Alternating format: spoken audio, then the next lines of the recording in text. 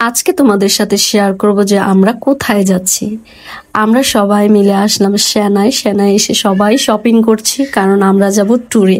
কিন্তু কোথায় ট্যুরে যাচ্ছি এটা কিন্তু বলবো না, ইনশাল্লাহ আমরা যখন ভিডিও আপলোড দেব তোমরা দেখতে পারবা যে আমরা কোথায় গিয়েছিলাম। আমরা কিন্তু 3 ফ্যামিলি মিলে যাচ্ছি, মানে রাজা ভাইয়া, তারপর হচ্ছে আহাদ ভাইয়ার ফ্যামিলি, তারপর হচ্ছে আমরা। আর তোমার ভাইয়ার যেহেতু কোনো শপিং করা হয় নাই, এই কারণেই সেনাতে গিয়ে কিছু শপিং করলাম। আর হচ্ছে আমরা যেহেতু ট্যুরে যাব এই বিষয়টা নিয়ে একটু আলাপ আলোচনা করতে হবে, এই কারণে গিয়েছিলাম যে আপু বলতেছে চলো আমরা কিছু খাওয়া দাওয়া করি আর এই বিষয়টা নিয়ে একটু আলোচনা করি, যেহেতু একটা জায়গায় যাব একটা প্রিপারেশনের বিষয় আছে। তো আমাদের কিন্তু কিছুদিন আগে শপিং করা শেষ, শুধু তোমার ভাইয়ারটা বাকি ছিল, তো তোমার ভাইয়ের শপিংটাও শেষ হয়ে গেল। তো এই তো আমরা একটা রেস্টুরেন্টে আসছি।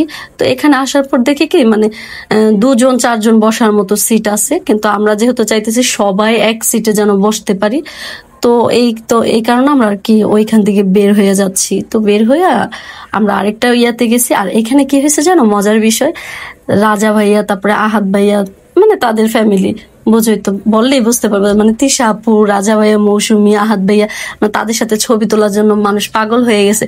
এই ডাকতেছে ভাইয়া আপনার বিগ ফ্যান, ও বলতেছে ভাইয়া আপনার বিগ ফ্যান, মানে আপু আপনার বিগ ফ্যান। মানে এমন একটা অবস্থা হয়েছে, যখন আমরা নিচে নামতেছিলাম তখন এ ভিডিও করে ও ভিডিও করে, কি রে ভাই কাছে আসো, কাছে এসে ছবি তুলো, সমস্যা নাই তো। কিন্তু কেউ ছবি তুলবে না, দূর থেকে ভিডিও করে।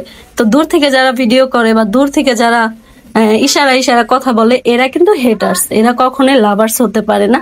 তো এখানে আমাদের জন্য মানে সবার জন্য আর কি পিৎজা অর্ডার দিছে। আর মৌসুমীকে মাশাল্লাহ অনেক সুন্দর লাগতেছে কালো শাড়িতে। সবাই কিন্তু মৌসুমীর চেহারা নিয়ে মানে নানান ধরনের কথা বলে, আর মৌসুমীর যদি কেউ সামনাসামনি দেখতা তাহলে আসলে এই ধরনের মন্তব্য তোমরা করতা না।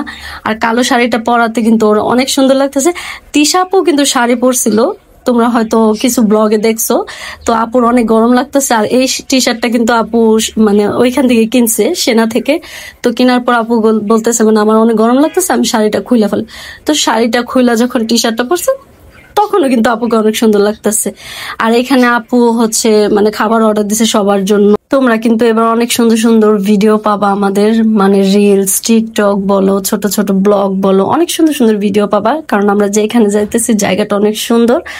আর কিছু বলবো না, কারণ বেশি বলে তোমরা বুঝতে পারবা যে আমরা আসলে কোথায় যাচ্ছি সবাই মিলে। আর একদল মানুষ আছে যারা হিংসায় জ্বলে যায় আমরা তিশা আপু তারপর হচ্ছে রাজা ভাইয়াদের সাথে চলি কেন।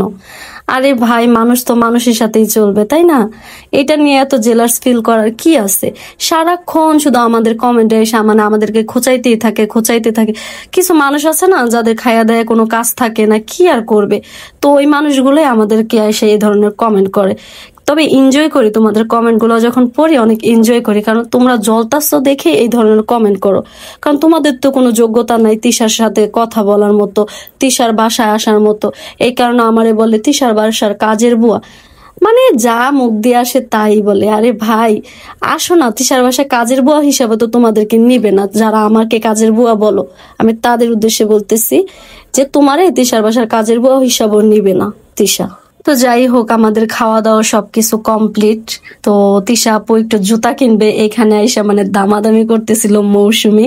তো মৌসুমী দামাদামি শুনে আমরা অনেক হাসাহাসি করতেছিলাম, কারণ মৌসুমী হচ্ছে আমাদের মতো অনেক সুন্দর দামাদামি করতে।